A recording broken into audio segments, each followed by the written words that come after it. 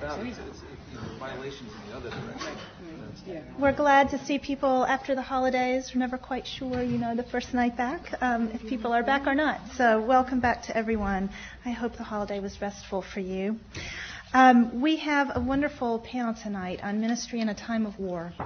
And before I introduce our distinguished speakers, I wanted to just say a few words of thanks. First of all, this panel was thought up by Patrick Provost-Smith, assistant professor of the history of Christianity here at the Divinity School, and he was all prepared to come tonight and make a response, but something in his family has kept him away unavoidably, but he is very sorry and hopes to catch up with this conversation as it progresses through the Divinity School. So if you're taking courses with Patrick Provost-Smith, let him know what happened when you see him.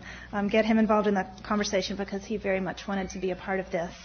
I'm also very grateful to Carrie Maloney, our Assistant Director of Ministry Studies here at the Divinity School. She organized this panel and she formulated the questions that will shape our conversation tonight. Since we have lost our respondent, we thought we would try to open things up a little bit more informally and move through these questions one at a time and see how far we get with each of our four panelists, with room in between for us to join in the conversation. So we will proceed in that way. I think you probably know many of our panelists, but let me just say a few words about each of them.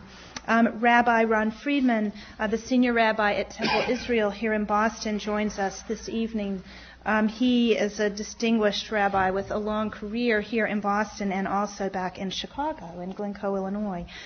He helped create Temple Israel's religious school curriculum and their program for lifelong Jewish education, which has become a model nationwide. And he's been a leader in many of their initiatives at Temple Israel, including efforts to aid and resettle Soviet Jews, the Passport to Israel program, and the creation of the Francis Jacobson Early Childhood Center. We're very glad that he could be with us here tonight. Reverend Mary Luti is the pastor of First Church in Cambridge, a United Church of Christ congregation in Harvard Square. She is a scholar of Teresa of Avila and taught for many years at Andover Newton Theological School, but eventually felt herself a call to ministry and entered the ordination process and is now, I am happy to say, my pastor, the pastor I have been waiting for my whole life. Talal is the Imam and the religious director of the Islamic Center of New England in Quincy and Sharon, and probably well known to many of you because he has an MTS from Harvard Divinity School and is even now finishing his dissertation for the doctorate that he is completing here. He came to yes, and he solicits prayers. He is wrapping it up. He came to us after studying at the University of Cairo and after serving as an imam in Lebanon. And he is now, in addition to being the imam of the Islamic Center of New England, he is also the Muslim chaplain at Children's Hospital and at Mass General here in Boston. Jim Wallis, many of you know, because he is teaching here this semester, and he is a prominent Christian leader for social change. He is a speaker, an author, an activist, and an international commentator on ethics and public life. He is the founder of Sojourners, Christians for Justice and Peace. You may know Sojourners magazine. This is a group that has been going on for more than 30 years, focusing on faith, politics, and culture and the intersection of these. In 1995, he was instrumental in forming Call to Renewal, a national federation of churches and denominations and faith-based organizations from across the theological and political spectrum working to overcome poverty. He is emerging in these past weeks as one of the most important Christian spokespeople on the vexed question of moral values in our recent election. I have seen him recently speaking to this question on McNeil-Lehrer, and if you watch the Sunday morning shows, you may have seen him on Meet the Press. I didn't get to see him, but I read about it on the front page of the New York Times, that he was involved in a very interesting conversation with Jerry Falwell and Richard Land and Al Sharpton. So perhaps we will hear more about this tonight. But if you want to know more, I send you to New York Times on the web. So without further ado, let me start with the first question that Carrie Maloney developed to put to our speakers. In times of war and controversy, and specifically in this time of war, we want to ask these panelists, what has been your public position on the issues at hand? How have you responsibly held a public position based on the ethics of your tradition and of your own discernment, and continued to lead or be in significant and influential relationship with congregations and communities whose members hold differing positions? In other words, how have you and your communities managed to practice hospitality with one another and with strangers, especially people of different faith traditions, at this time in our history? I will ask Rabbi Friedman to begin, and then we will go down the line of religious leaders here and then open up for some further conversation before we move on to other questions. So, Rabbi, I'll leave it to you. Thank you. Hi. In the interest of time, I'll limit my response to this question to this particular time of war. And I'll ask you to permit me to begin to answer by sharing with you the opening of the sermon that I preached to my congregation on Yom Kippur, the holiest day in the Jewish calendar year. We are taught two simple things. First, that we may come before God on this day and seek forgiveness. Second, that God cannot exonerate us for sins that we have committed against another human being unless we have first sought and secured forgiveness from whomever we have wronged. At the outset of Yom Kippur, the Rabbi prays before the open ark, Rachem alai va'al sholchai, al yikam luvi va'al ekalem bahem. Have compassion on me and on those that I lead. Let them not falter because of me, nor I because of them. It is impossible for me to speak to you this Yom Kippur without first asking your forgiveness. I do not reference those wrongs that I've committed, which are general, frivolous, or inadvertent, although I'm sure there are many. This apology is very specific and heartfelt. I believe I have misled you, and for this I am grievously sorry. Before I ask you to forgive me, let me explain.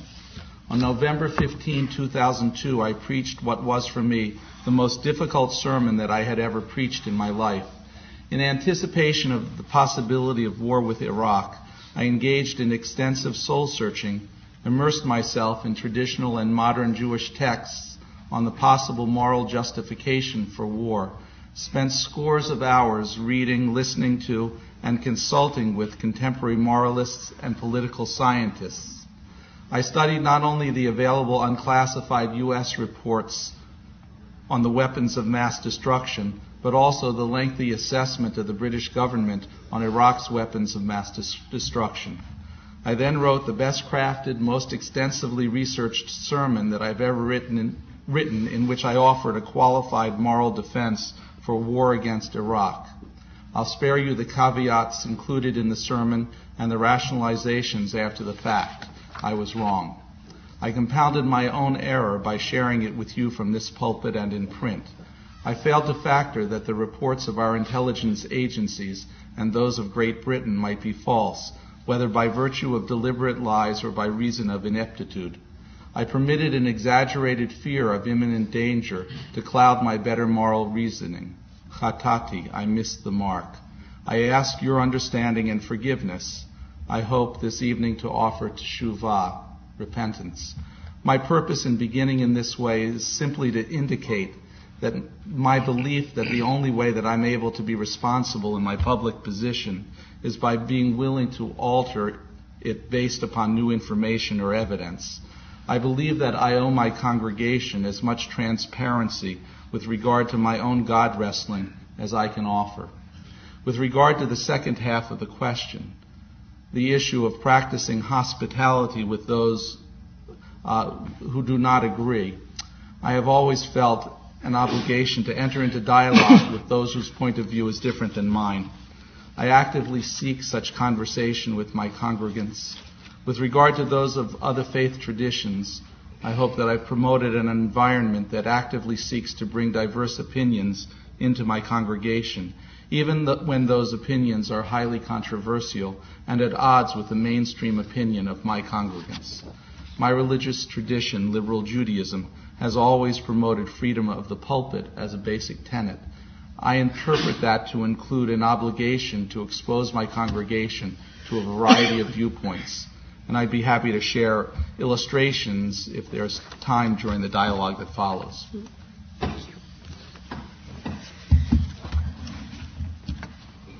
I am ministering in a church that has for 20 or 25 years been a church that understands itself as a pacifist church.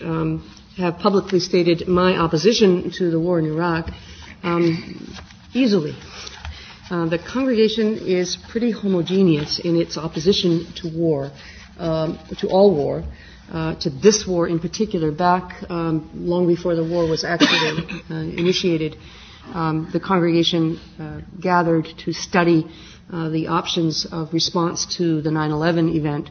And among many other responses that our congregation took to that event, it fashioned a resolution which was not only opposed violent responses to 9/11 outside sort of normal, ordinary efforts to bring to justice those who were responsible for that event, but also foresaw the possibility of war in Iraq. Everyone was beginning to talk about it at that time anyway, and included in this resolution its opposition to Iraq. And this became adopted by the Massachusetts Conference of the United Church of Christ at their annual meeting.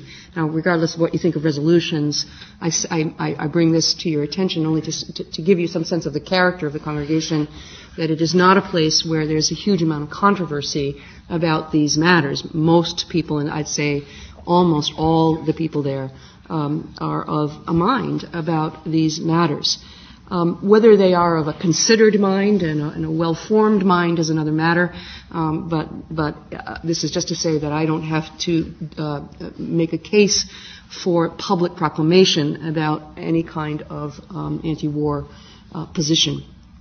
I have publicly stated my own position by preaching at the outset of the war a number of sermons, including one that I think was important for our congregation, which was entitled Finding God in the War, because I come from a tradition in which John Calvin and even his Catholic counterpart, Ignatius Loyola, believed that the world is the theater of God's glory, and therefore God can be found everywhere, including in the midst of the most horrendous situations, and perhaps especially there. And so I tried to help the congregation at that point understand how it is one might find God in this war, a war that they vigorously and perseveringly opposed. I have encouraged the formation of various kinds of groups in the congregation and permitted our facilities to be used by other groups for various kinds of anti-war training and nonviolent expression. We've done all the things you might expect a very liberal Christian congregation to do. We've written letters, we've protested, we've marched, we've done all those kinds of things. But because the congregation, it is safe to say, is so homogeneous on this issue, it's interesting to watch what happens sometimes, which is that a congregation becomes, I think, in some ways less self-reflective and less eager to study and to analyze. They jump to the answers. The answers are no war.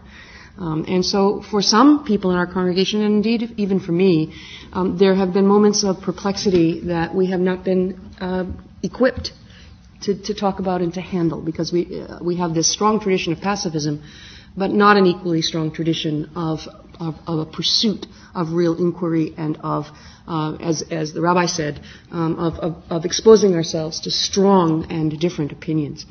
So that's I think a fault in our congregation and perhaps in my leadership.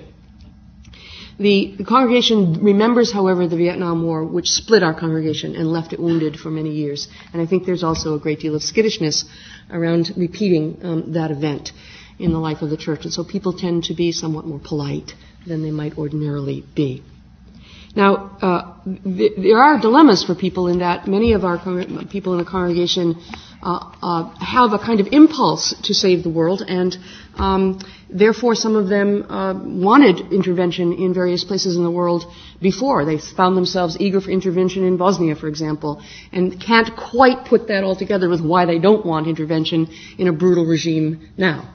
And so this is, now I'm getting repetitive, but you see the problem for us. We know what we want, but we don't know why very often we want it, and how to make good, studious distinctions among various possibilities that face us. This is compounded by the fact that there is one member of the United States military in our congregation who happens to be a very beloved member of the congregation, and also there's a desire not to hurt or offend this person by being too strident in public about these matters.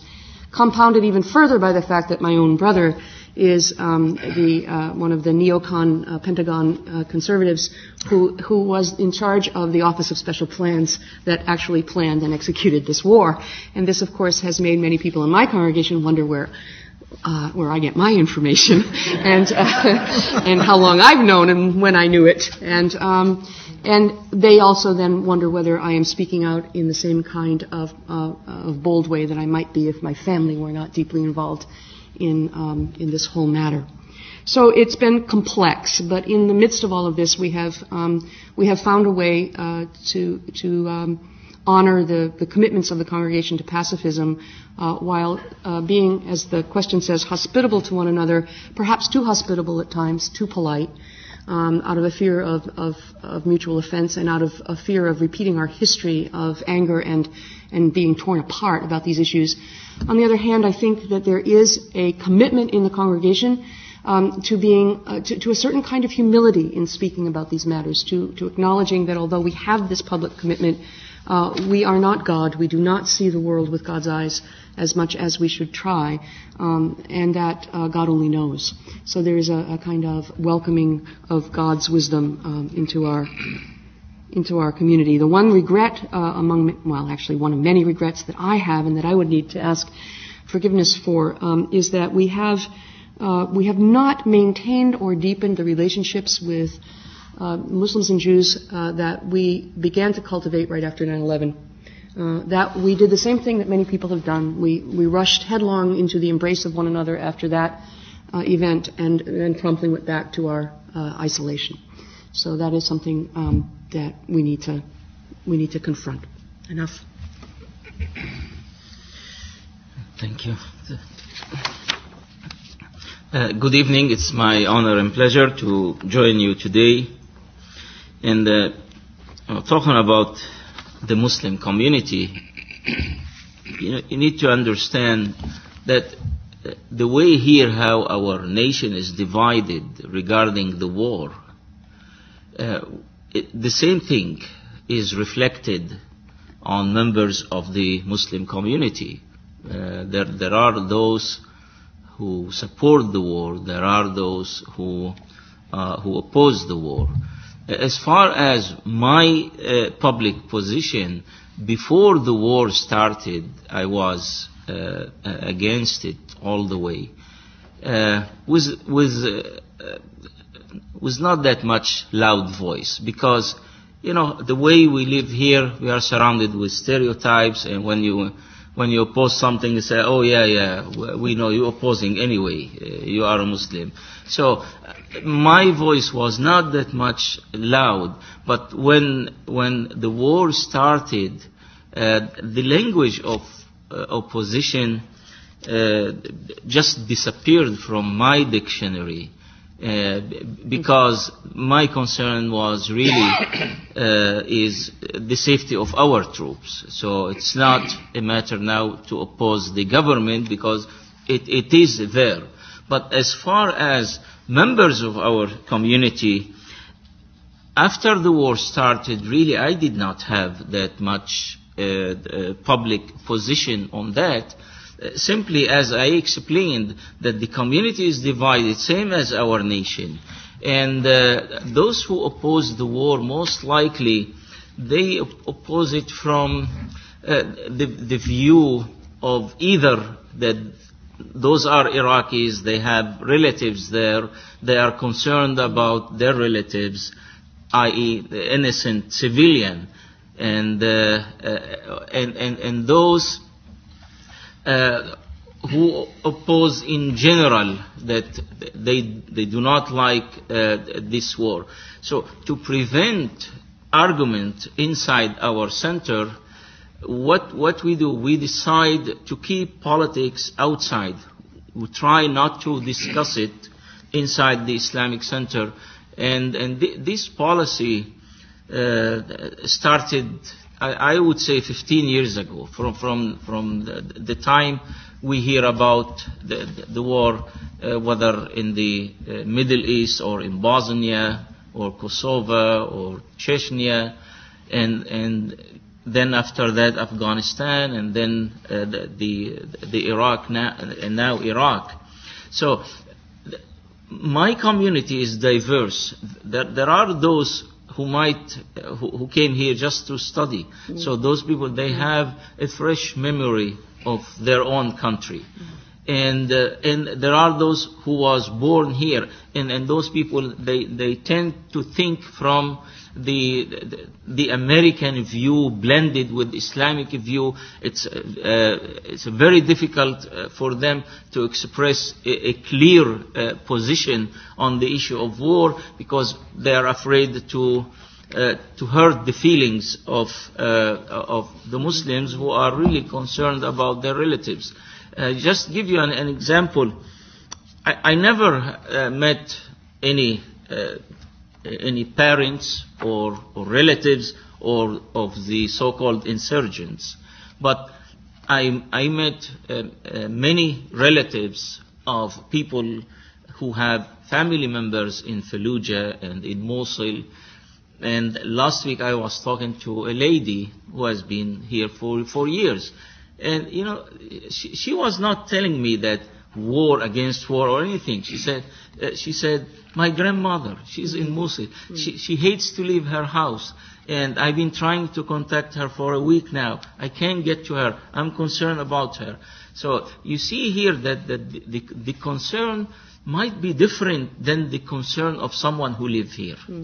And, you know, as a Lebanese, I myself, I was a victim of civil war in Lebanon, and I lived in an area between two groups fighting each other, and I refused to be part of this civil conflict or that.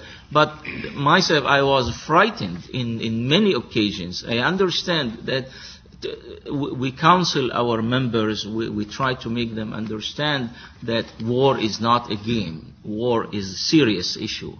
And in war is known that not only the people who are fighting who die, it is also innocent people who are caught in between. And in fact, someone who is fighting can run from door to door, but someone who lives inside the city and this person insists to stay at home, doesn't want to leave. This is my life saving. This is my house. It took me years to put things together. I'm not gonna leave it. I'm willing to pay my life for it.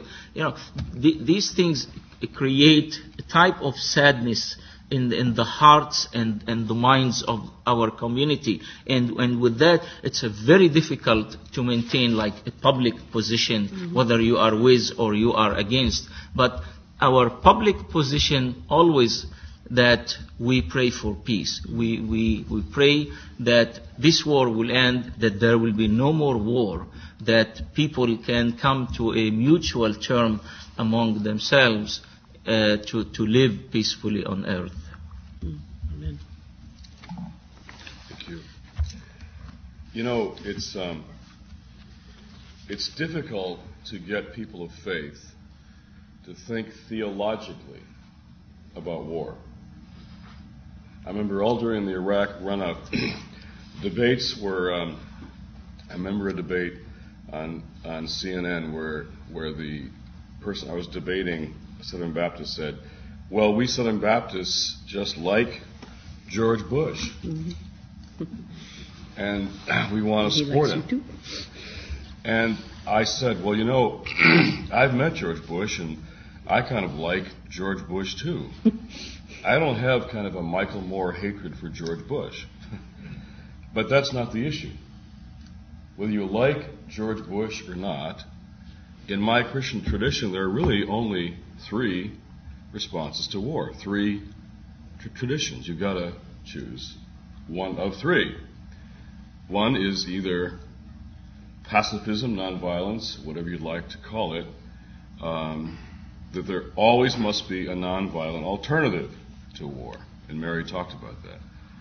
The other is that there is a tradition called the just war, long in our history and tradition, and there are criteria. There is a presumption against war, then rigorous criteria by which you evaluate a particular war. Third is crusade, which is no longer as popular in the churches, though I have some friends on the religious right that it's more popular with, but generally it's not. And so whether Iraq fit those criteria was the question for just war, or whether it's disallowed, as Mary was saying, by pacifism. And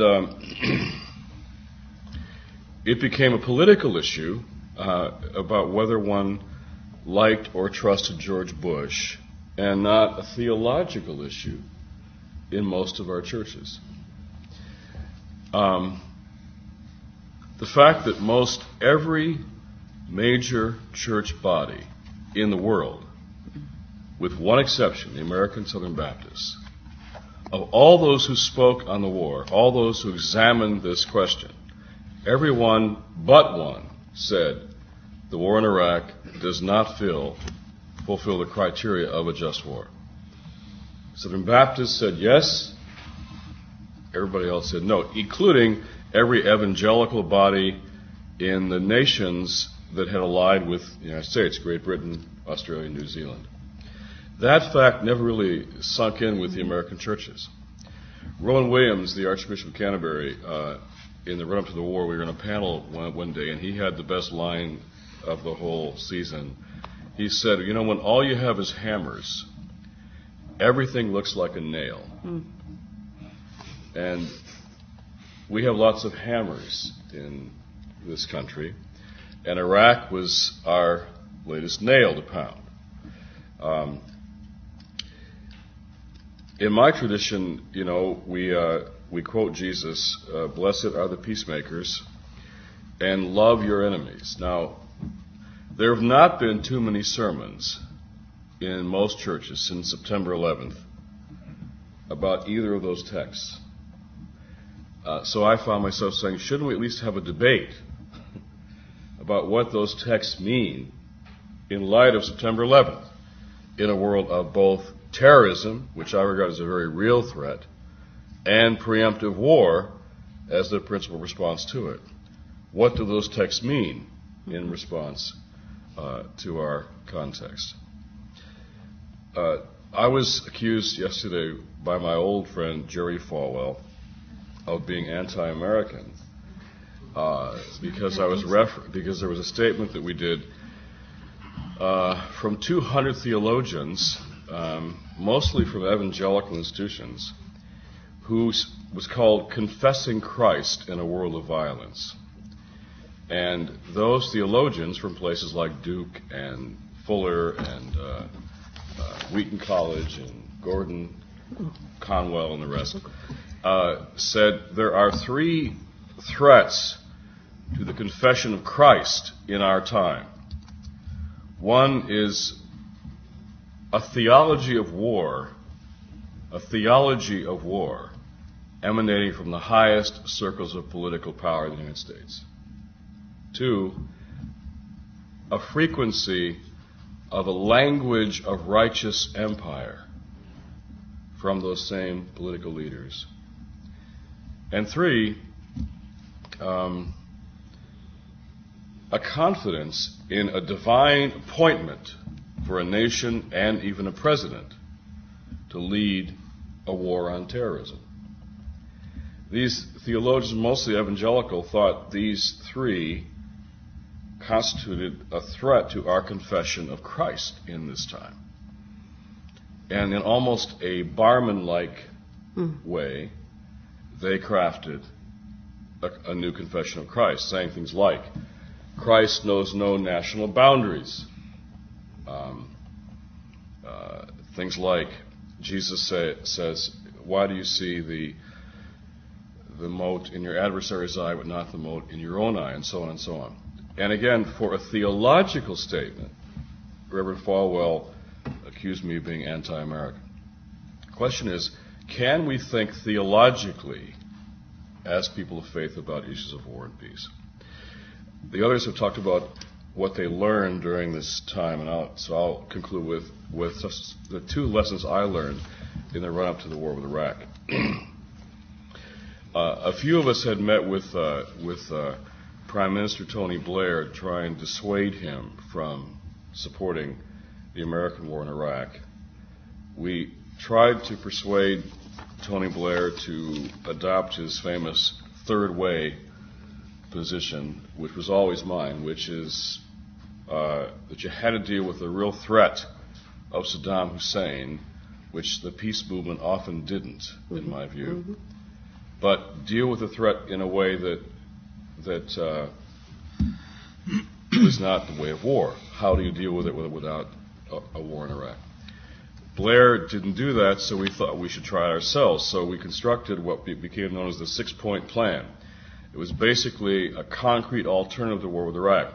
It accepted the two basic premises of the Bush administration, that Saddam had to be removed from power and his weapons, whatever they were, had to be disarmed.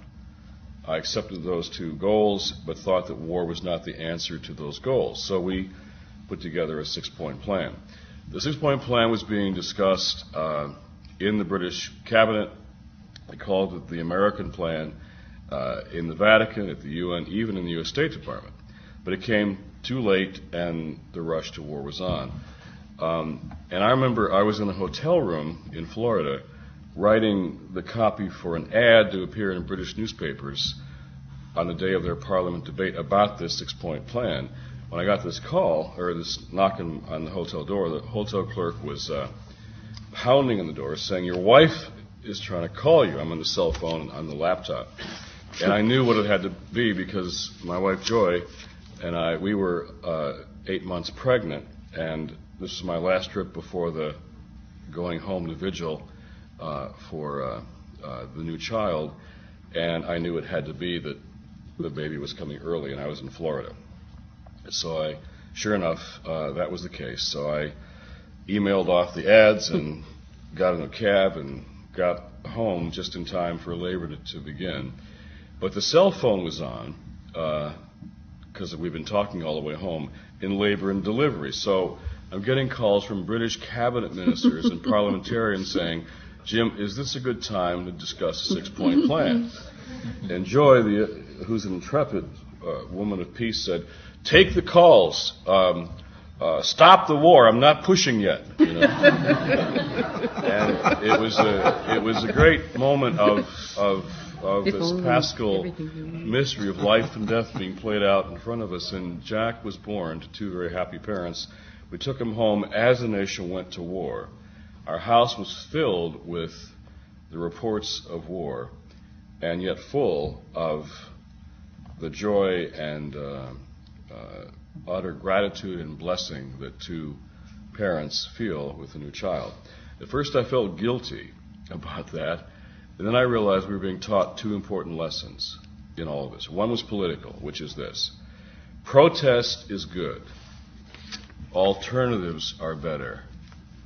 To be against war is no longer a tenable position, I don't think, in a world filled with rogue states and terrorist states, meaning sometimes our own, and groups of determined cells of determined people to commit more violence and ethnic conflict. To be against war isn't enough. Nonviolence won't be credible until we answer the questions violence purports to answer, but in a better way. Yeah. So the 6-point plan was an attempt to say, here is a better way to deal with the real threats of Saddam Hussein. And I became more than ever convinced that we had to demonstrate a better way and not just protest the war. Yeah. Secondly, that in those moments that are most challenging and daunting, like the beginning of the war, it's precisely the time that we have to go deeper and grab onto and hang on to those relationships, those practices, those disciplines that remind us of how sacred this gift of life really is. That underneath our visions of justice and peace is this deeply important affirmation of the special gift and sacredness of life. Mm-hmm. And so for us that became a kind of meditation as we went to war. One a political lesson and one more a spiritual lesson. And both struck me as important to my deeper understanding of what peacemaking, not peace loving, because Jesus didn't just say you should love peace, but the making of peace, which is a far more daunting thing in this kind of world. And those were the two lessons that were there for me. Thank you, all of you, for these rich initial responses. Some of you may have been here. We had a wonderful panel during orientation week about what it means to study religion in a time of war, what it means to be a scholar of religion in a time of war. And out of that, many people, Harry, Patrick Provost-Smith, and others said, and now I want to really talk to practitioners about what it means to make community and to live life in community in a time of war. And just as Jim was saying, what are the practices that undergird one's ministry in a time like this? So this is exactly what we were hoping for. We thank you. And before we move to our next question, let me pause and ask for questions, comments from those who are gathered here. Yes, please. If I could begin with just a brief anecdote myself. 20 years ago, another pastor and I sat on the deck of his suburban home and talked about the work of Mother Teresa. And eventually the question came up from my friend to me, how do we justify living in a suburban home with 2 cars and the lifestyles that we have?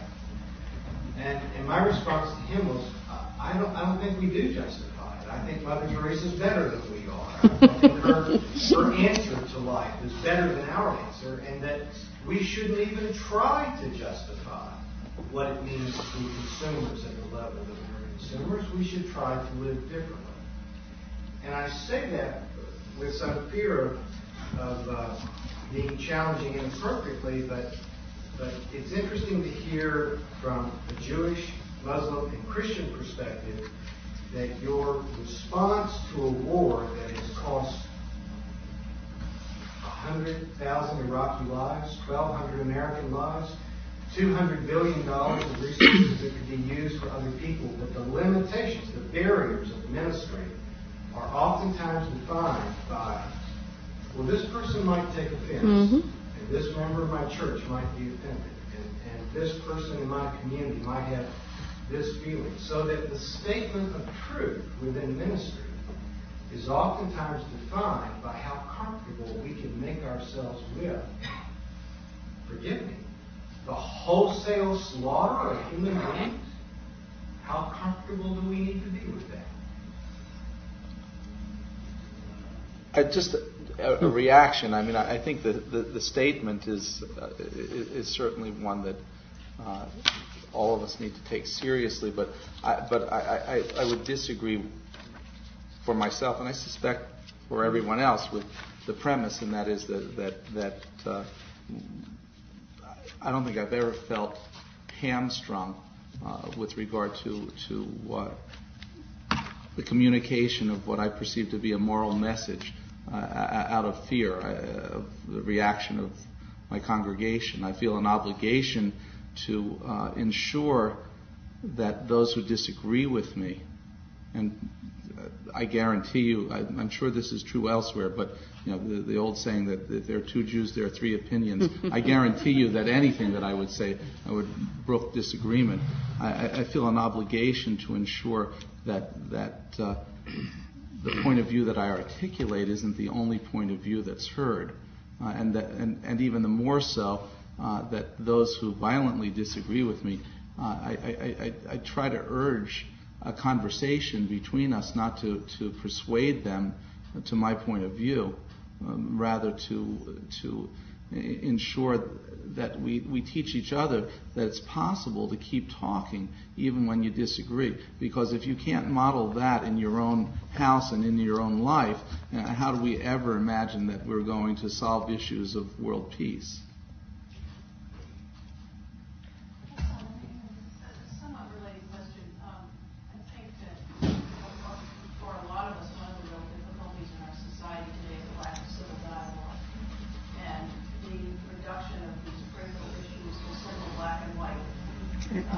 positions, and that there doesn't seem to be any place for people to be able to come together and explore the ambivalence and the questions that they have, particularly in the context of their own faith, and we seem to be guided by the faith. And one of the things we're looking at in our parish is the possibility of facilitating dialogue around some of these real difficult questions, not for the objective of coming up with a resolution or debate, but simply to give people a chance in a safe place within their faith community to have some open conversation. And I was wondering if any of you are doing any of that or have experimented with it or even that kind of facilitated conversation. We haven't done it on any large scale, but we've made some attempts, especially around the time that we were formulating our various responses to 9/11, and we used methods that are available widely from places like Sojourners and and the Public Conversations Project and people like that we've called on, not on their people so much, but on their resources, and have actually tried to practice that. And that brings me to what I might have said to your comment. Two things really. That whether Mother Teresa is just darn better than we are. I come from a tradition that really is steeped in the idea of gifts and callings, and she may actually be objectively morally better human being than I am, but whether her way of confronting some of the issues of our world is objectively better than sitting around talking in a parish hall over coffee is a whole other question. And for me, it's a question of the particular gift and calling that both individuals and communities have received and need to be faithful to. And some people are called to certain kind, picking up dead people off the streets of Calcutta, and other people are called to deepening conversation and relationships where they're planted, so to speak, if you'll permit me the old Argos poster thing. So I think it's also true to say that although we ought not, and I think are not, timid about even ruffling feathers of beloved members of the congregation when the moment calls for that kind of boldness, it is not a counter value to worry about how people are doing in the midst of this conversation and to be careful of people in these controversies. Because one of the things that's at the base of not of the Iraq War, but of all our human incapacity to see each other as human beings, which in some way this lack of irreducible human solidarity is at the base of this war.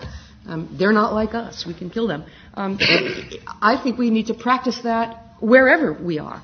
And I'd prefer to think of my care around people who have different views from mine as a way of keeping in mind always that the thing that matters most is that human beings remain in deep connection with one another through thick and thin, and that's a work of God.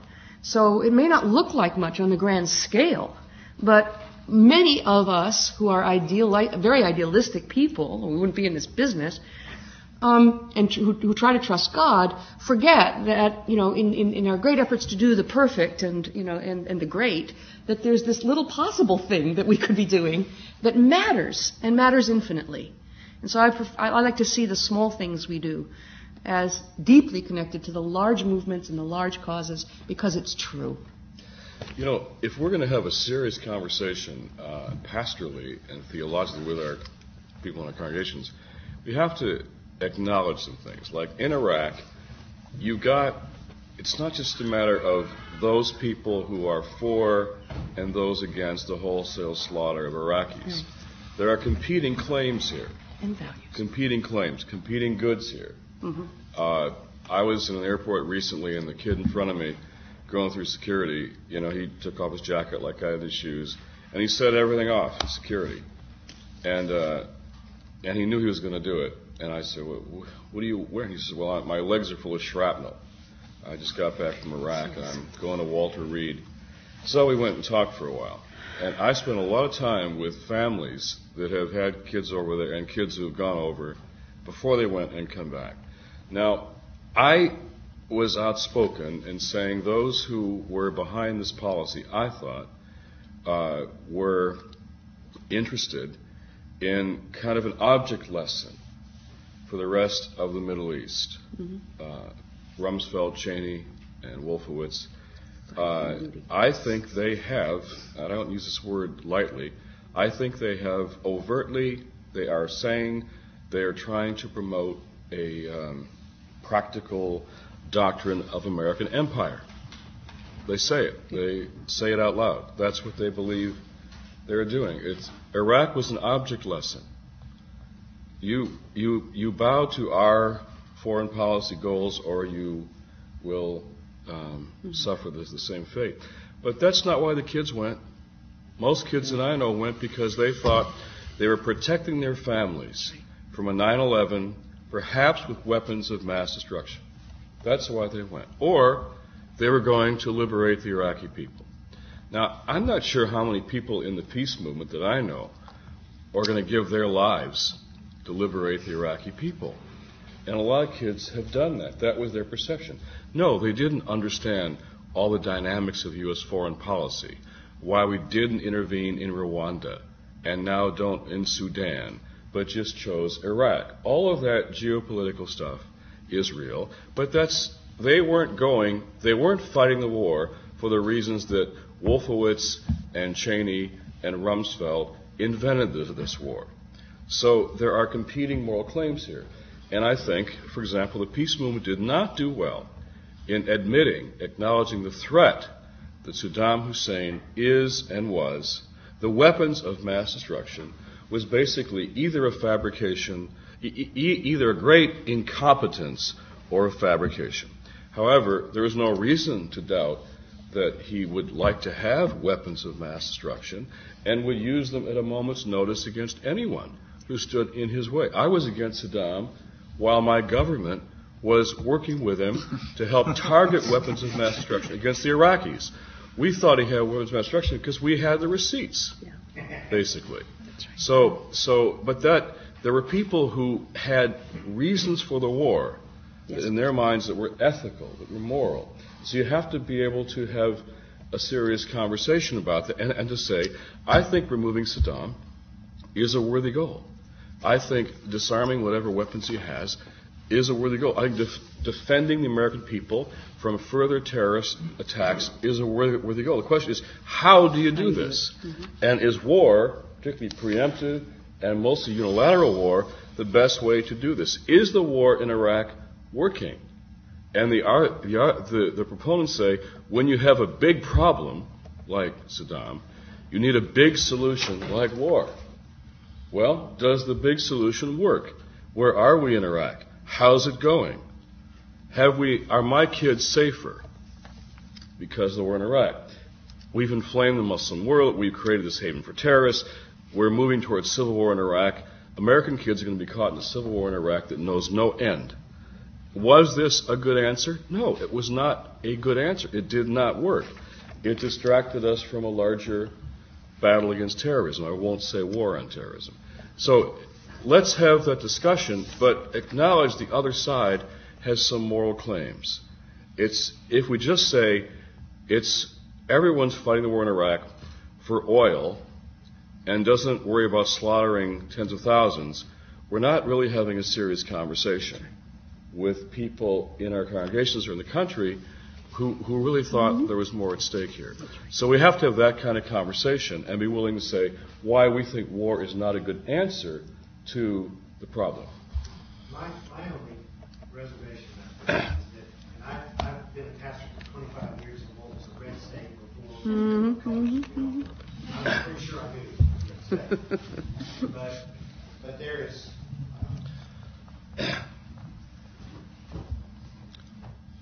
There is a sense in which most of the religious people in the middle part of the United States, where I've worked and grown up and teach and live, thought for religious reasons that they should support the president and the war.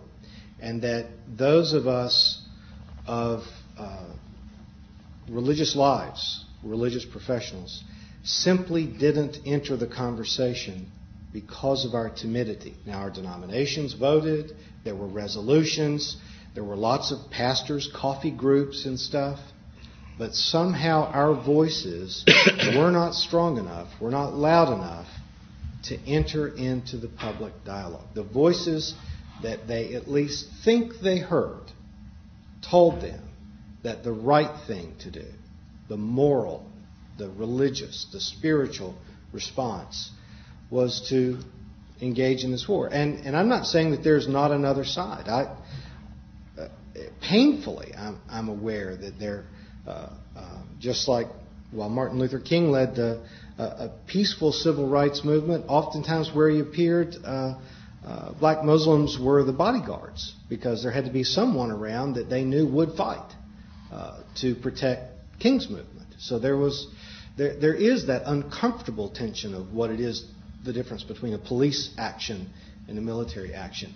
My only point, and forgive me if I was offensive because we're talking about giving offense, but my point is that the religious voice oftentimes doesn't show up, and the question of doing ministry in a red state is, how do we make sure that the religious voice, at least representative of the old line denominations, and I think the higher critical voices within all of our traditions, actually gets heard in the public forum? And I, at least in my area, 360 churches in Springfield, Missouri. I was the only pastor that showed up at peace movements, and I am now liberal as my middle name. The newspaper is able to say, Roger Ray, liberal pastor in Springfield, Missouri, said this. And so I can, because I'm all alone, be entirely dismissed with just that word. And I think if there were 300 other pastors that spoke up at the same time that would show up and publish, then you wouldn't just get dismissed. I'm a lunatic in Missouri, but I think almost all the other pastors around me have the same education I have. They just won't say anything. Good. I see several hands. Sam Williams and then Eric Gutierrez. And then Yeah, I just want to dovetail on that a bit.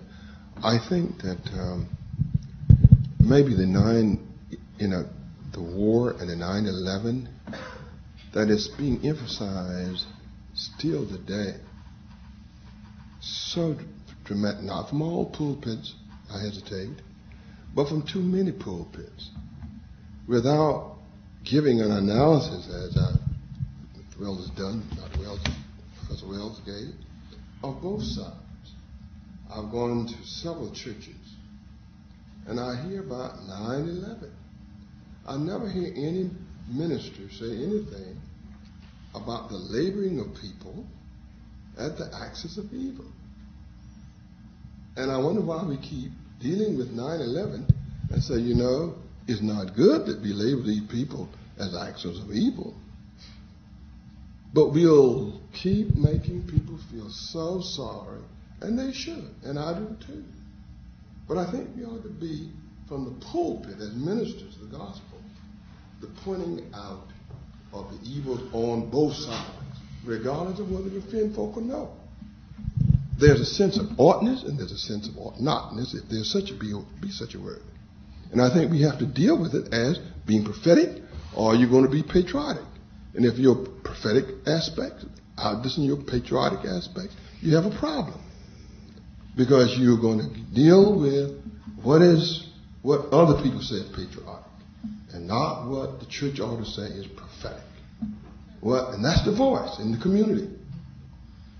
And if the voice, the sensitive voice of the community that prick the conscience of a people is not heard, then those people go on drinking coffee and eating cookies and having fun and saying, what can we do to make us feel comfortable? Now, I'm not saying you do it, but I see it on television. I've gone to churches, and I never hear this kind of stuff.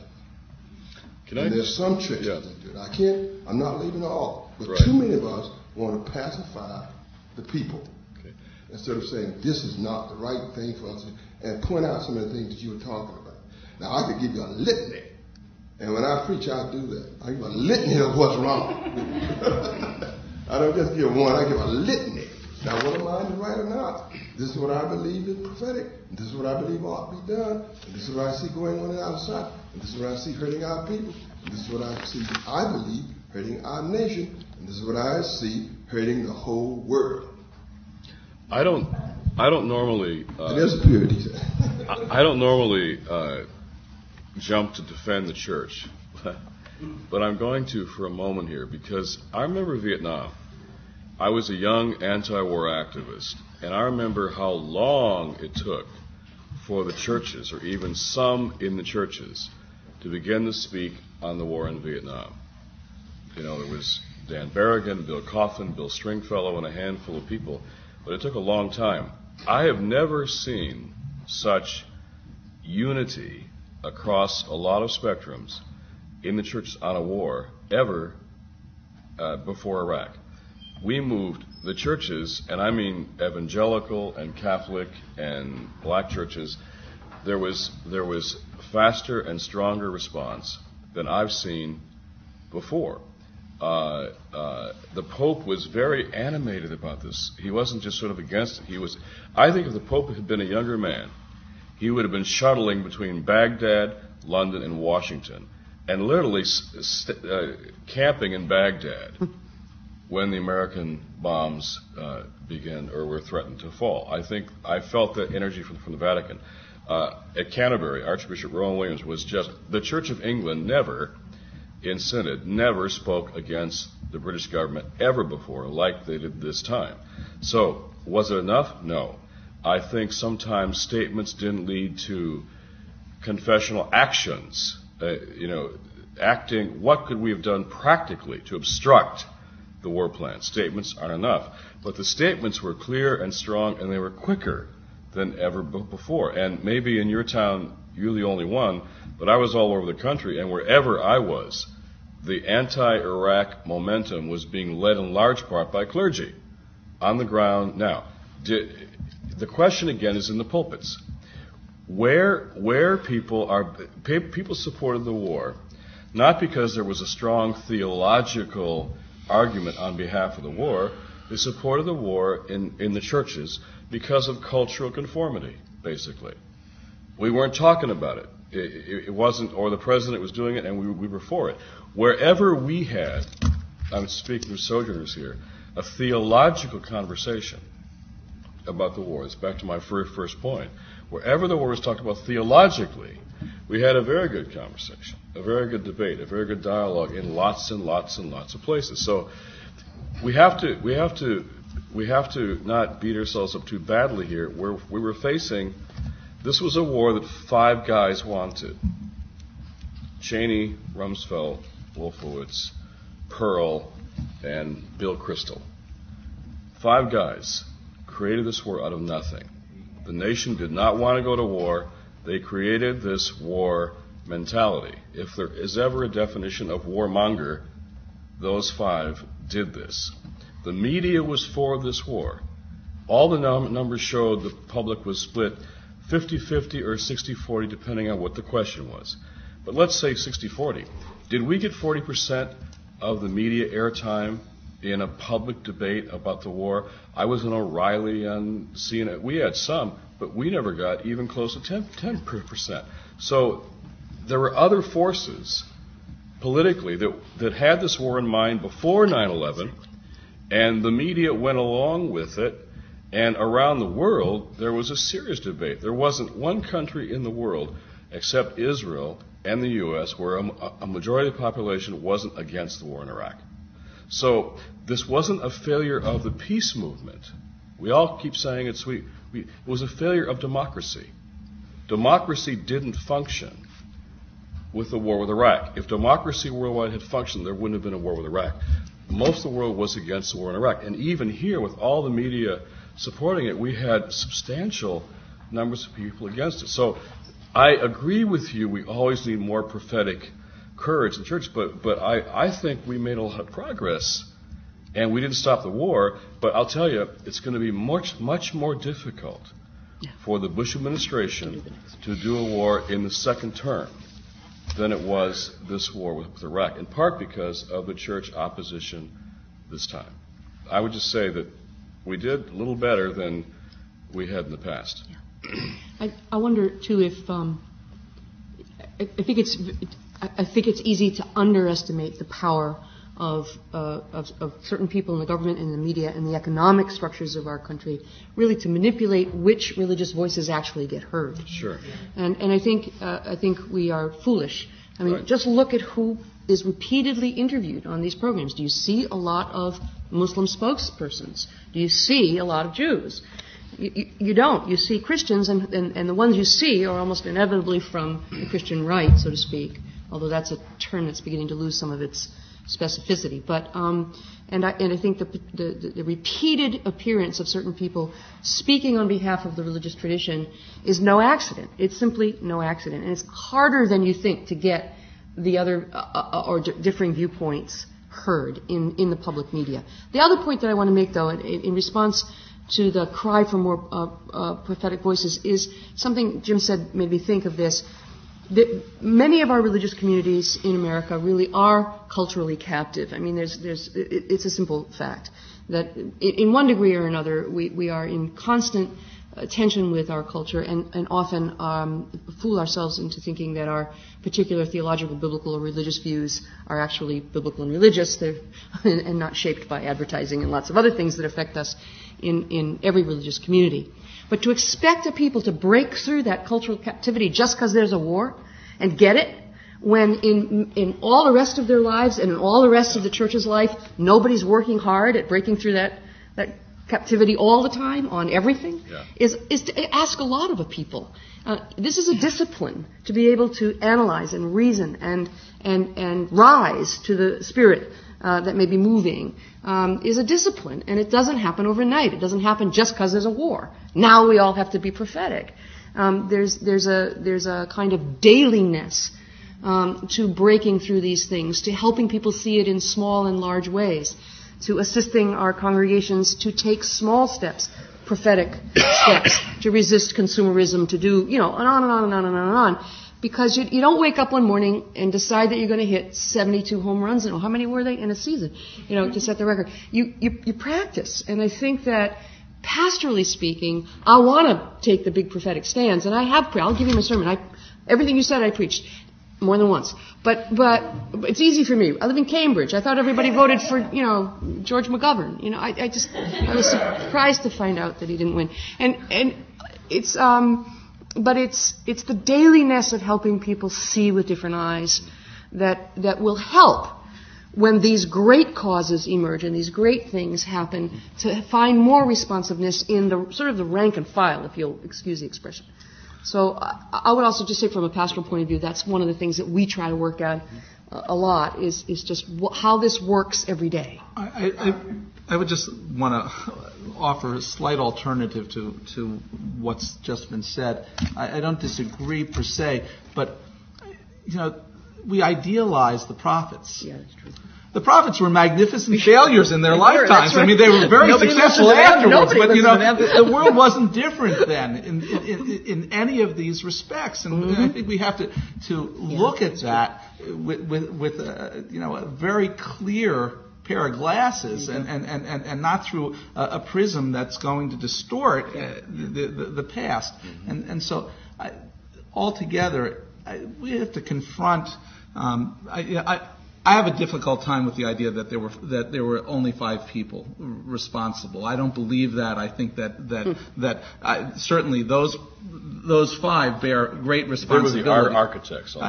Fine, but there's an industry there, and you've got an army working in that industry. And I don't mean the United States Army. I mean an industry that produced a war in Iraq. It's not simply 5 people. I mean, whereas Karl Rove, the puppet master behind all of that. I mean, all of those pieces are interlocking pieces. And one of the things I think that we have to confront is not the fact that the idea that people just fail to speak out. Rather, it seems to me that we have to confront the fact that the left, to some real degree, is in disarray. That the effective voice has been lost, and the battle for the moment has really been won by the conservative right. And I don't mean far right. I'm just saying the right it has figured out how to get its message across to the masses, and I think that the left has been far less successful in the past 25 years. We have to examine that in serious ways and ask different kinds of questions than the questions that we've been asking. I'm sorry, Sam, I'm going to have to stop you.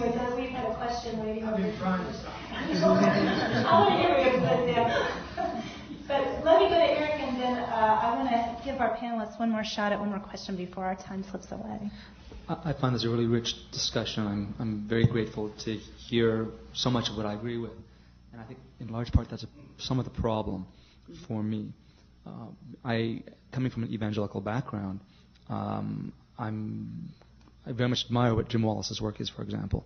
And yet I also find that his experience yesterday on Meet the Press is emblematic of what we're confronting, which is overt hostility among religious professionals to religious dialogue and theological consideration. That being the case, because of the title of this talk today, I would like to know what the panelists consider to be a practical response to what seems to be a breakdown in what I would say is religion, using the definition that religion is an expression of faith. Well, let me start here a little bit. At the time of war, it is very difficult to debate the issue whether it is ethical, moral, or not, because the people are under tension. It's under tension, concern for the life of our troops there. Therefore, I would not be surprised to see that the media is focusing on the war, support of the war. And I don't really hear much voice in the media against the war or criticizing this because of that. Otherwise, I won't be surprised, and you won't be surprised that if the war is over, you will start hearing the voice again, because now, we can say we can speak up without the fear that we are jeopardizing someone else's life or anything. Then the issue of whether we are patriot or not patriot, today once you speak against government policy, then you say, oh, you are not, or anti-patriot, or so on. Probably, like for us Muslims, that's why none of the media, I don't remember any in the media, approached us since the beginning of the war. But before that, they used to, talk to me from time to time, ask me about my opinion in like going to war during the months of Ramadan, or attacking something, attacking a town during the months of Ramadan or not. But from the time of war, things stopped. Also, like for us, the war against Afghanistan was totally different than the war against Iraq. The war against Afghanistan, you would find that there is unanimous agreement among Muslims of support of the government, because there is a link here, 9/11 and Al-Qaeda, and things need to be straightened up. Here, you won't hear that strong voice. It's simply because we know that the issue is not 9/11. The issue is controlling an area, controlling oil, even though we agree 100% that, and this is my personal opinion here, that nothing can remove Saddam except America. But as Kerry used to say, that it is okay to go to the war against Iraq, but to single out America and England only going to war against Iraq and separating the United Nations, that you are jeopardizing American interest and all these things. But the overall is the voice which is very difficult now to be raised to say whether this is moral or unmoral. If I might just clarify, I guess one of my main interests here is that we're missing a step. We're talking to the world without talking to our congregations. And it seems to me that when we talk about the ascendancy of the conservative right through our churches, we're talking about a grassroots movement. We're talking about people who became involved, inspired in large part by those churches, are deeply involved. They're quite committed to a cultural transformation, using religious language, using religious rationales. I guess what I'm talking about is, since we're here is talking about the pastoral role, what is the practical pastoral role that is being either ignored, misunderstood, or engaged, that is going to provide what Jim Wallis was talking about earlier in terms of the theological underpinnings to a worldview that will then get us to where we can talk about war and culture and media and public policy and the government.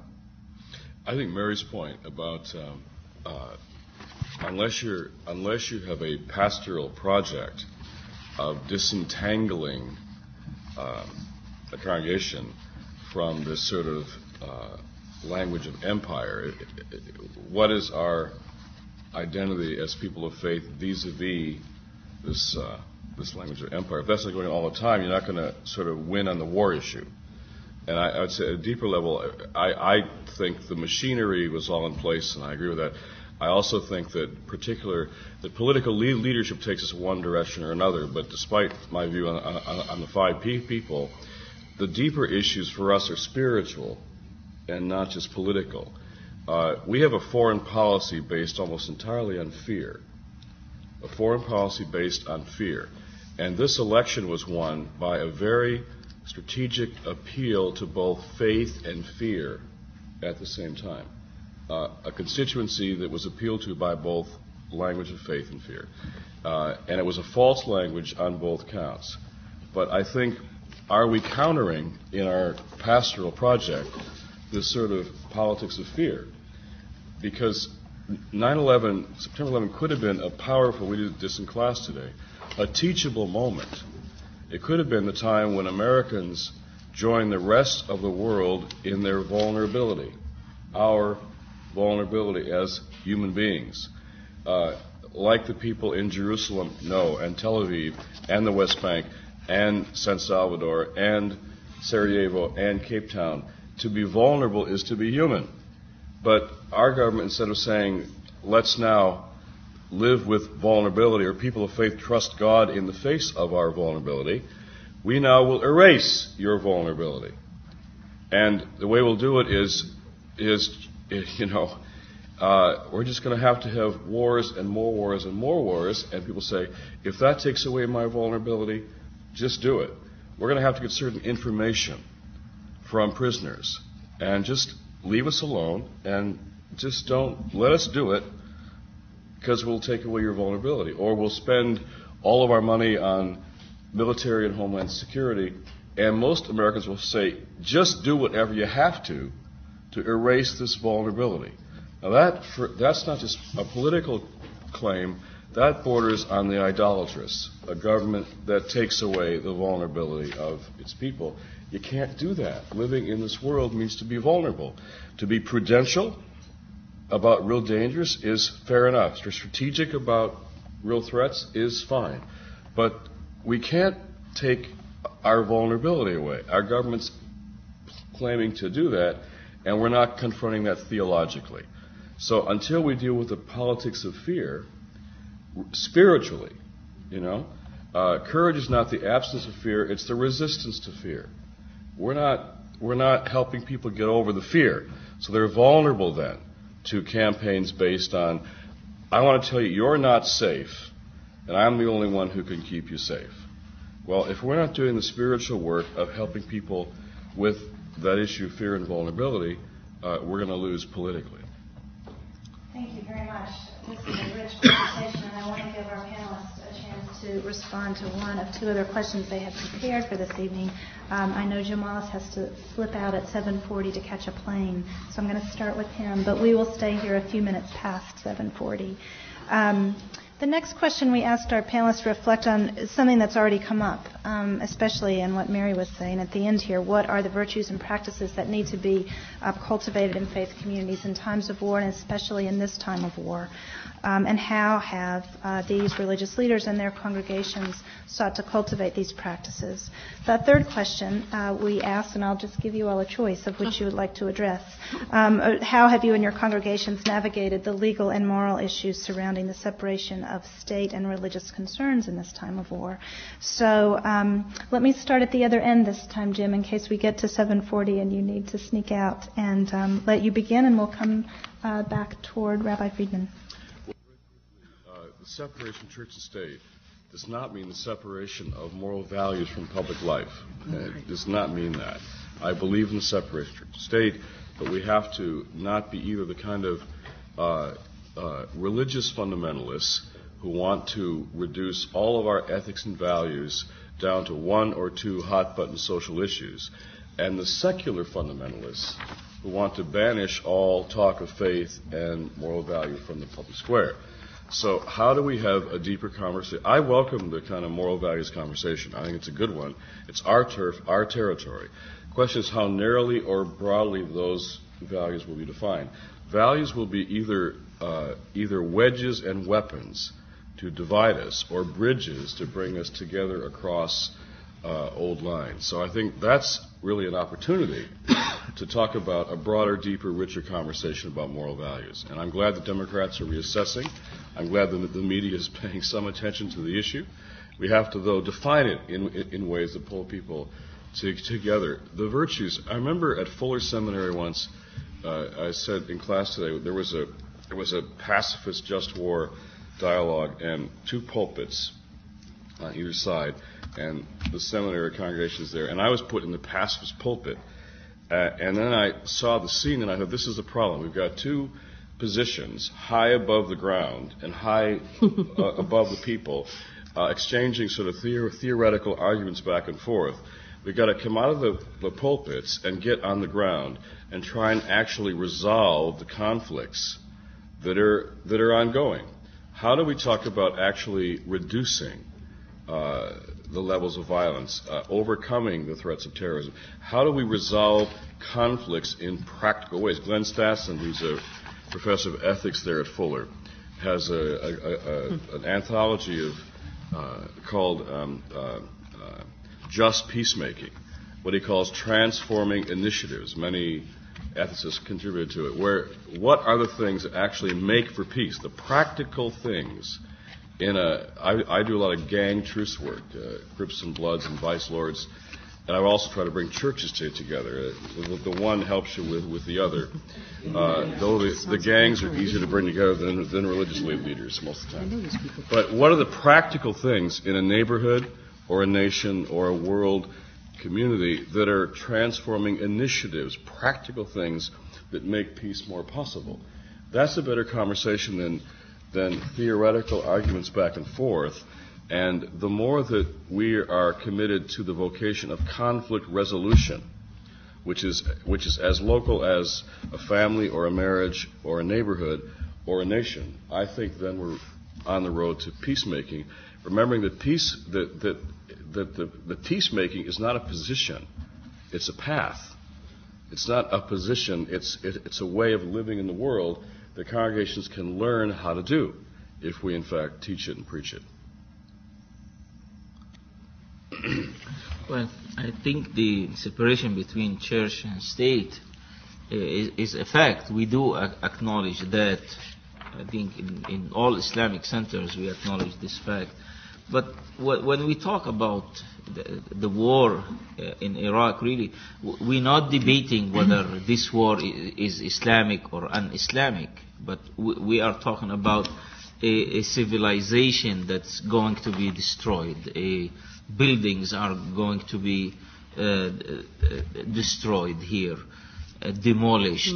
So we are talking about innocent lives, and this was clearly seen during the course of the war in Iraq. Even though you can debate the issue of saying that social life was miserable anyway, and I still remember seeing children suffering malnutrition, for example. That was before the war and during the time of Saddam.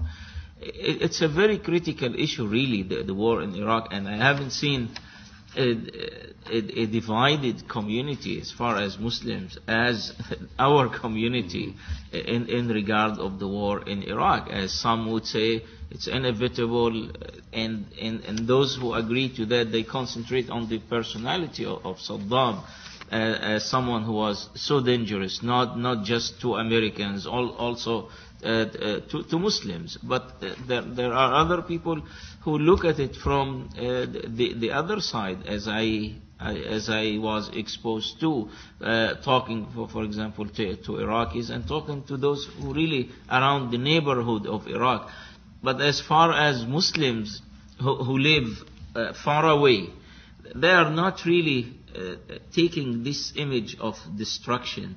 Rather, they are concentrating on the political gain, what America will gain from that, what the government will gain, what the government will lose, and so it is a very critical issue, and I won't be surprised to see that even non-Muslims have the same view, divided over the issue of the war of Iraq.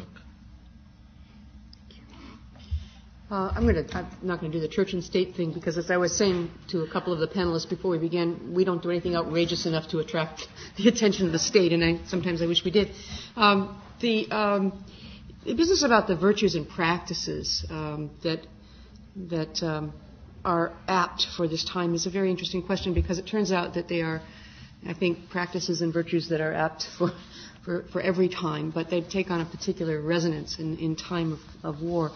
I think before anything else, coming out of my tradition, which is a sort of Calvinist tradition, repentance is, in submitting oneself to the judgment of God, is the first practice for all of us in the Christian tradition that I come from, which, by the way, didn't go over very well in my congregation when I preached this, because the first thing people said was, I have nothing to repent of here. I'm on the side of the angels. I didn't make this war. And I protested against it, and I engaged almost all my energies in trying to prevent it.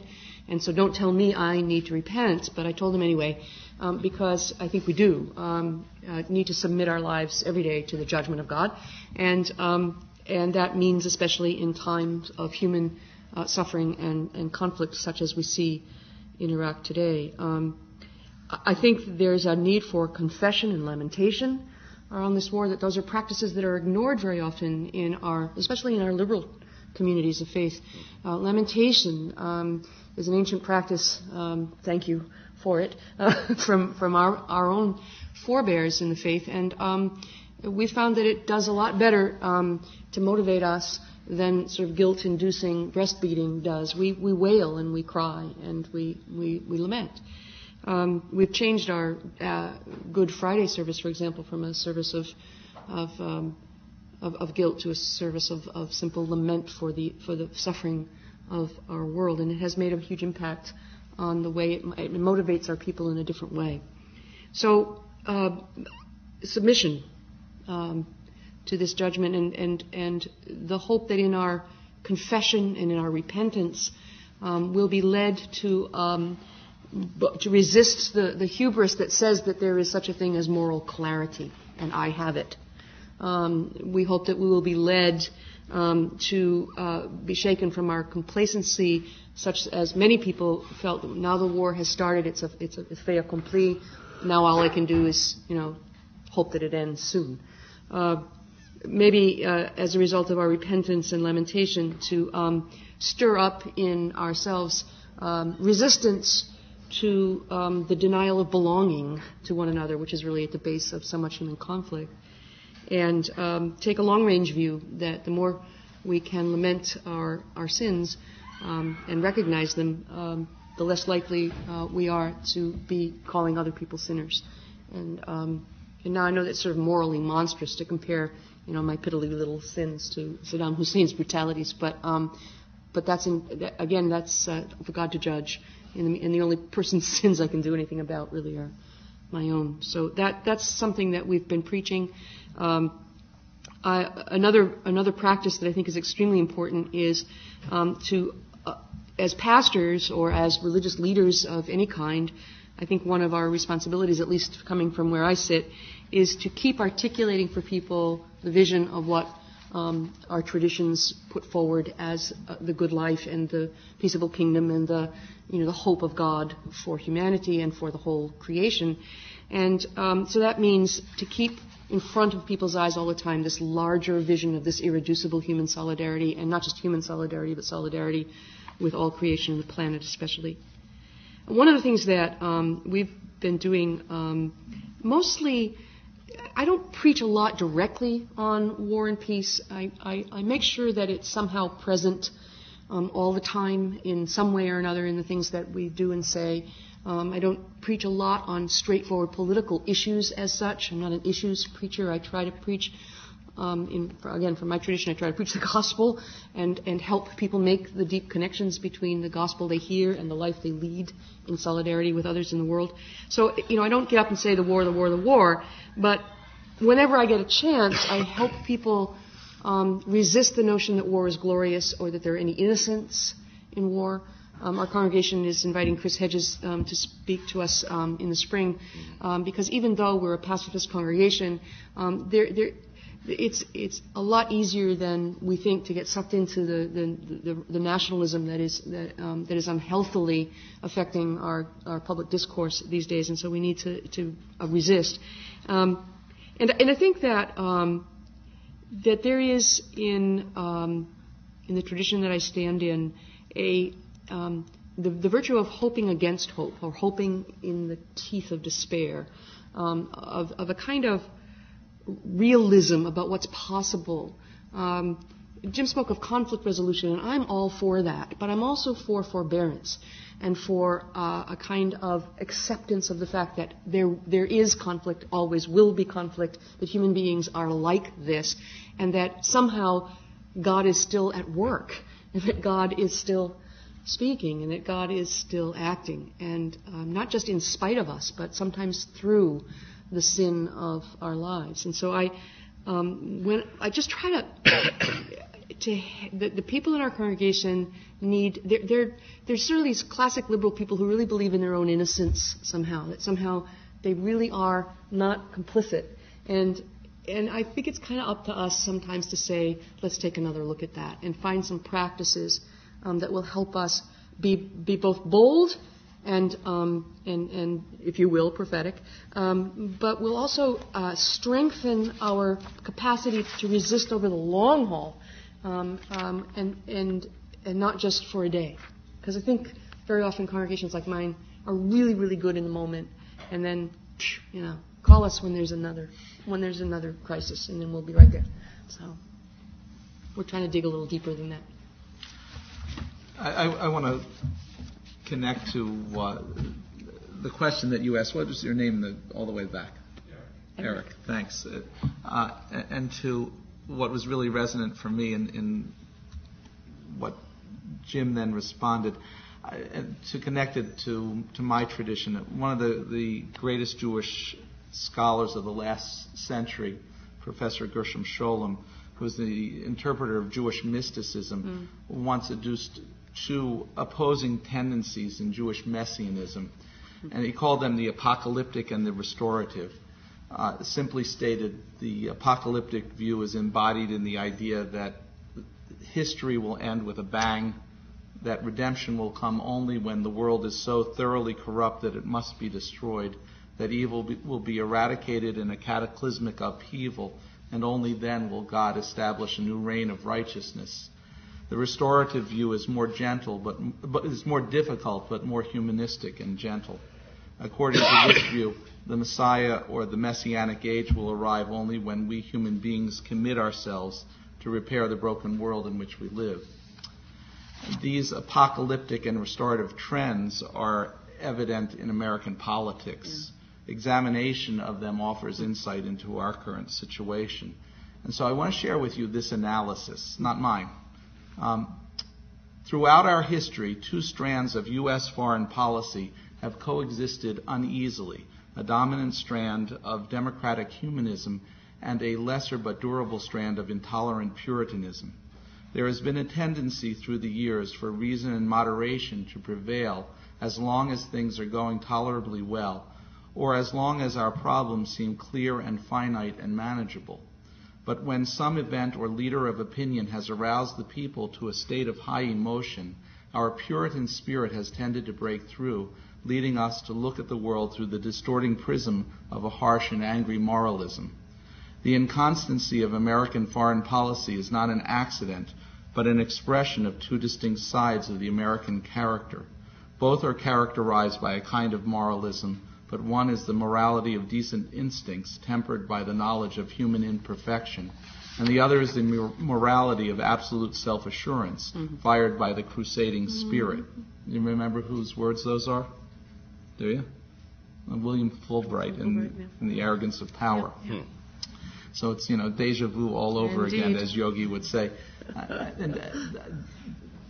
200 years ago, there was a great Jewish mystic, Rabbi Nachman of Bratslav. Some of you may know of him. He was a great-grandson of the Baal Shem Tov, the founder of Hasidism. He taught his disciples this mantra. In translation, the entire world is a very narrow bridge, but the most important principle is not to fear. And he later emended that maxim in an ingenious play on words that offers, I think, even greater insight. In playing with the Hebrew language, but now again in translation, the entire world is a very narrow bridge, but the most important principle is not to frighten yourself. I think that we are living in an age where we've somehow frightened ourselves, and we've made ourselves subjects to fear. That was really resonant for me as Jim spoke of it. And that great danger that's posed by apocalyptic thinking, whether as an expression of religious messianism or realpolitik, is that it invariably leads to individual despair and collective pessimism. It's a strategy that has to resolve itself in fight or flight responses, and it ensures a constant and persistent level of stress that has to inevitably result in a dead end.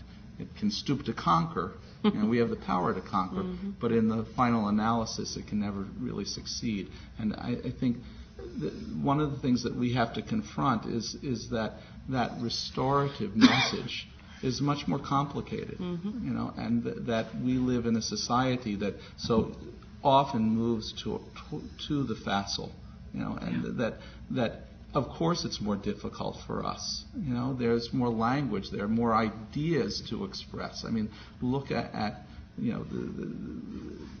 look at the debates, and the reduction of complexity. That complexity was somehow a negative, and that what does that say about our society, and how do we work to remedy that? I don't think there's a simple fix. I think that it's really, as my colleagues here all have said, it's a matter of committing ourselves to the hard work. It doesn't end in something that without that persistent commitment to go out there and try to reorder the world in which we live. I think that's what's incumbent upon us. And a way to link our earlier discussion is that even if there are political actors who are trying to bend the whole process toward a war in Iraq, they won't succeed unless there is in the population that kind of fear. The advertisers tell me that what they always appeal to in most advertising is two things: greed and fear. They appeal to our greed and appeal to our fear. So if our pastoral project isn't trying to deal with that greed and that fear, then our religious people are very susceptible to the worst political claims that are also appealing to the same greed and fear. That's good. And so if you were to, as you were setting up for the next opportunity to learn this morning, I'm so intrigued by Eric inviting us to be very specific about this. But if you were to help us flesh out a little bit more, what then specifically might be the theological questions for us to entertain our friend who was asking about small group work in her congregation.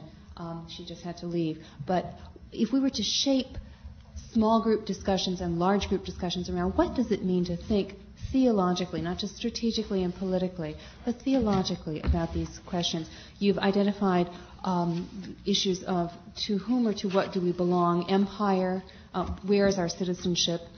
You've identified the dialectic between love and fear. What are some of the other questions that you would suggest that we devote our energy to pondering together, each of you in your respective congregations and communities?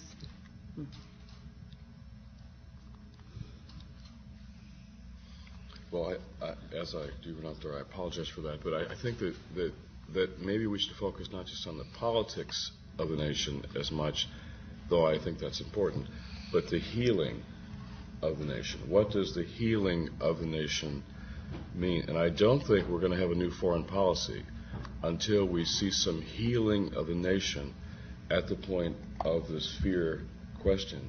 I shared the story in class today of my 4-year-old leaving me a voicemail. I was on the road, and the voicemail was, "Daddy, don't be afraid," as a 4-year-old. And it led me to an awful lot of thinking about this most frequent teaching of Jesus, which was, don't be afraid, be not afraid. The most frequent thing he said to his disciples was this, don't be afraid, because our human tendency is toward that kind of fear. And so the healing of the nation at the point of fear might be necessary for a different kind of politics. And we focus so much on the things we're for and against, which I think is good. But unless we do the pastoral work, the theological work of healing of the fears, we may not succeed in that prophetic task. But I find that people are scared to death of it. Yeah. Scared to death. Yeah. The year in 2002, I attempted to create an entire program devoted to that, an adult education program, and it just intimidated people like crazy. I mean, the fear to enter into the midst of that conversation. About fear. Oh, yeah. Yeah, I think we all might have... The pulse of the people there. I think you're right. Is it tough. Yeah. Sorry. We all might share, I think, the same view that when we talk about it from theology, from the view of theology, there is nothing we can contribute to our congregations except healing. That's the best weapon that we can bring our congregations together. And healing, in my understanding, is to emphasize the role of peace in bringing harmony to our nation and to other nations as well. Healing also is to pray that our government can coordinate their efforts and work with the United Nations rather than to single out this country and make it vulnerable to more violence and terrorist things which we don't like. As you leave, thank you so much for being with us. Thank you. Safe travel to you. Good to meet you. Thank you. We have a few minutes more if people would like to linger. And yes, let's have one more question from the floor. All of the Abrahamic faith, we could take some of the political leverage away if we just join in the base of our own Bible. Abraham and Isaac command performance. Tess, would you like to have the last word? Well, not right now. No, I was just going to say that when I was young, and just, in fact, I remember I was just a week into the novitiate, and I was very fortunate to hear Rabbi Heschel, and then he came a couple of times to Milwaukee, and also reading his work, that it really helped to shape me. But one of the things that keeps challenging me, he said that in a free society,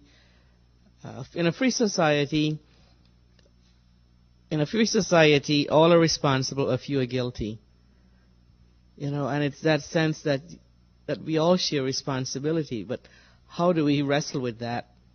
I think in our congregations and in our own lives. That was just part of what I was going to ask for some more discussion on that from our panel. But a few minutes. So, how do we wrestle with a sense of responsibility? We're all responsible. We're all responsible. We're all responsible. All responsible. A few are guilty. Yeah.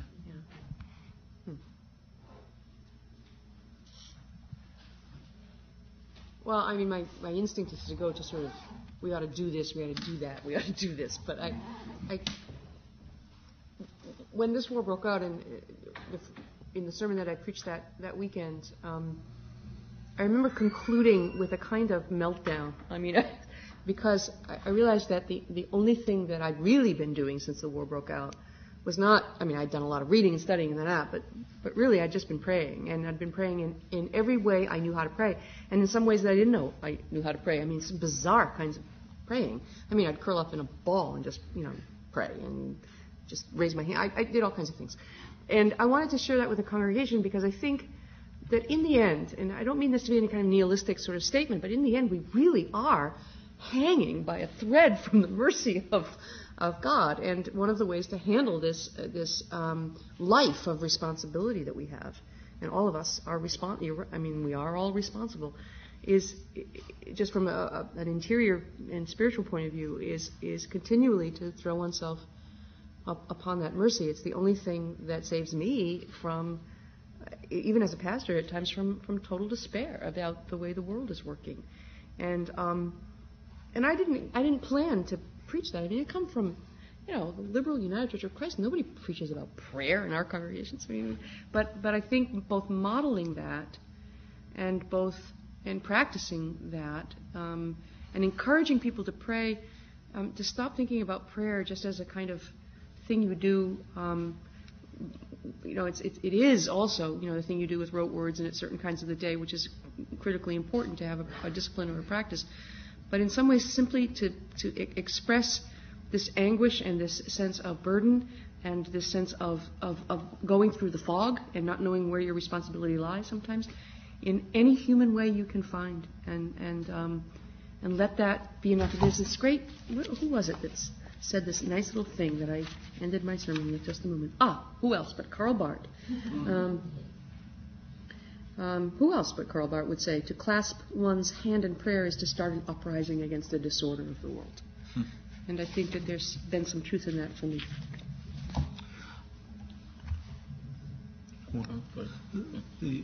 I think that, if I don't know whether there's, we know the word counterintuitive, whether there's a word counterinstinctive, but I think we have to move in counterinstinctive directions in order to really respond. Not to respond to what you've said, but to respond to the message. And that is that the instinct, the 9/11 instinct was to become insular. Not immediately. I mean, there's the first response after devastation, where everybody is wonderful and it's an ideal society. It's, after the blizzard, everybody is really nice to one another and helps out and does the things that we should be doing all of the time.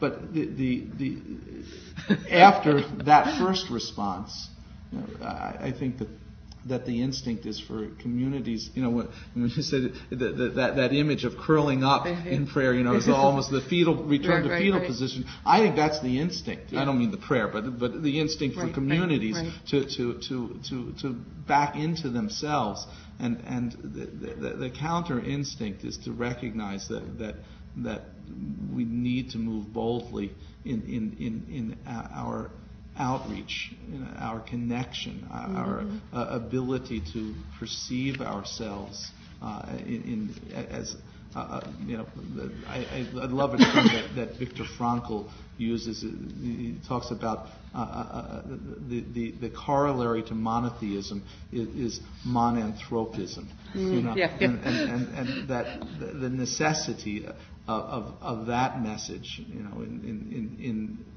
this particular time. I mean, I think we still haven't really confronted what we experienced as a nation, for all of the publicity around 9/11. We haven't dealt with 9/11, and the only way that we'll successfully deal with 9/11, I think, is moving outside of ourselves. Amen. Well, I think one of the things we wanted to learn tonight was something of these on-the-ground practices in actual communities of faith. And I think beginning, Rabbi, with your Yom Kippur sermon was such an eloquent and honest way to begin this conversation. And all of you have, in your clear, even Jim Wallis's desire not to quite get out the door, you have all modeled a desire for dialogue and the kind of practices that, we're trying to learn ourselves and to learn how to lead with. So we thank you with all our hearts for this great conversation, and I hope that it will continue to promote our school and our communities, and that we'll find other ways of continuing it. Thank you all for coming out on a gloomy Monday night and staying with this conversation. And let's find ways of keeping it going. Thank you to all who have participated.